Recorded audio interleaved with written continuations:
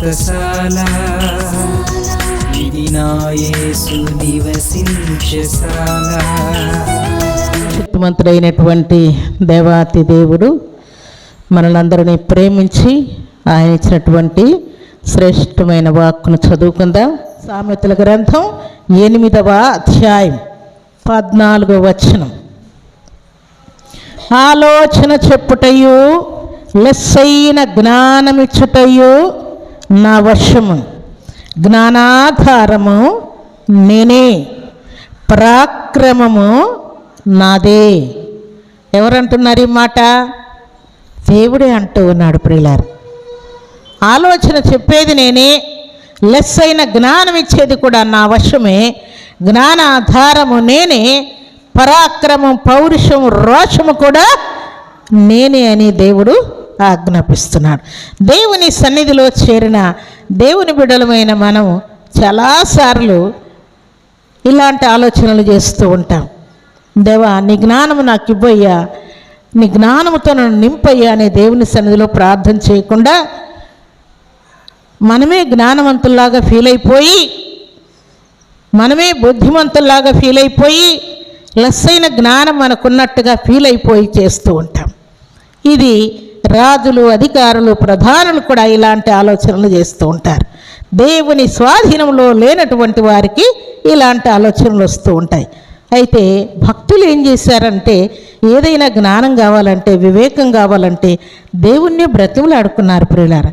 భక్తుడైనటువంటి సొలొమోను మహారాజు ఆయన దేవుని చేత ఎన్నుకొనబడ్డాడు.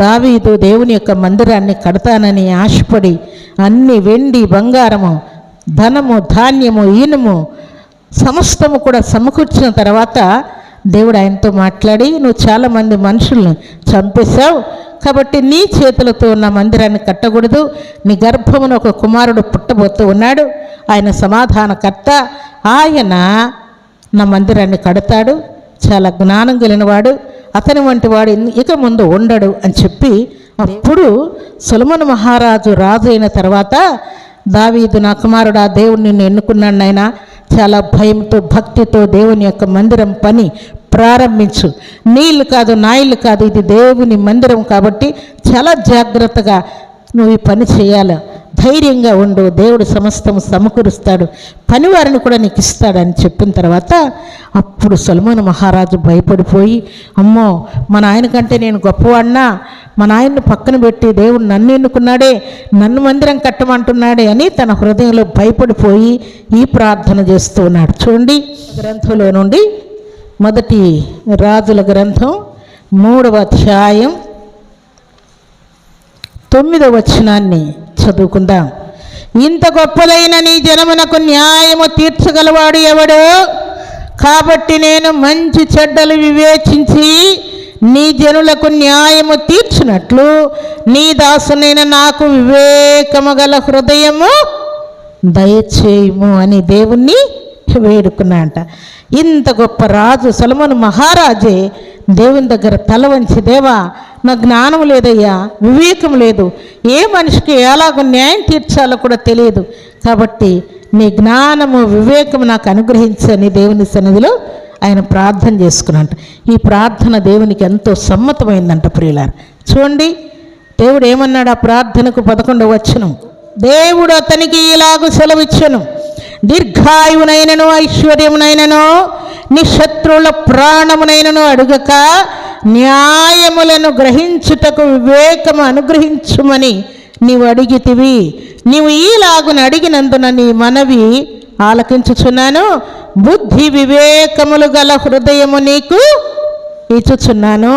పూర్వీకులలో నీ వంటి వాడు ఒకడును లేడు, ఇక మీదట నీ వంటి వాడు ఒకడును ఉండడు.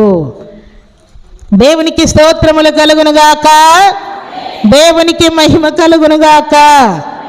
ఈయన ఈలాగు ప్రార్థన చేసిన తర్వాత దేవునికి చాలా సంతోషమైందంట. దేవుడే ఆయన ప్రార్థనకు కొన్ని విషయాలు జ్ఞాపకం చేస్తున్నాడు. శత్రువుల ప్రాణమును అడగనందుకై, ఐశ్వర్యమును నువ్వు అడగనందుకై, దీర్ఘాయువును నీవు అడగనందుకై.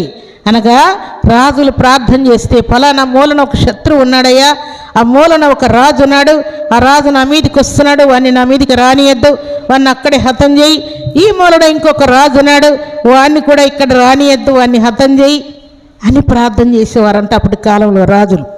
తర్వాత ఈ చుట్టుపక్కల ఉన్నటువంటి రాజులు చాలామంది ఉన్నారు, వారందరికంటే అధికమైనటువంటి ఐశ్వర్యం నాకు ఇవ్వయ్యా అని వేడుకునేవారంట. తర్వాత ఈ పక్కన ఉన్నటువంటి రాజులు, అధికారులు, ప్రధానులు, పెద్దల కంటే కూడా దీర్ఘాయువు నాకు అనుగ్రహించు, ఎక్కువ సంవత్సరాలు నేను బ్రతికేటట్టుగా నన్ను ఆశీర్వదించని దేవుణ్ణి వేడుకునేవారంట. అందుకని ఈ చుట్టుపక్కల ఉన్నటువంటి రాజులందరూ కూడా ఈలాగున శత్రువుల ప్రాణమును, ఐశ్వర్యమును, దీర్ఘాయువును ఇవ్వమని ప్రార్థన చేస్తూ ఉంటే, నీవు జ్ఞాన వివేకము కలిగినటువంటి హృదయం నాకు ఇవ్వయ్యా, నీ ప్రజలకు నేను కరెక్ట్గా న్యాయం తీర్చేటట్టుగా నీ జ్ఞానం నాకు ఇవ్వమని వేడుకున్నావు కదా.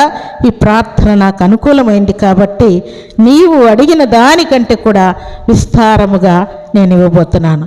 నీ శత్రువులందరినీ నీకు అప్పగించబోతున్నాను, ఐశ్వర్యం ఇవ్వబోతున్నాను, దీర్ఘాయువును కూడా నీకు ఇస్తున్నానని దేవుడు సంతోషంగా ఒప్పుకున్నాంట.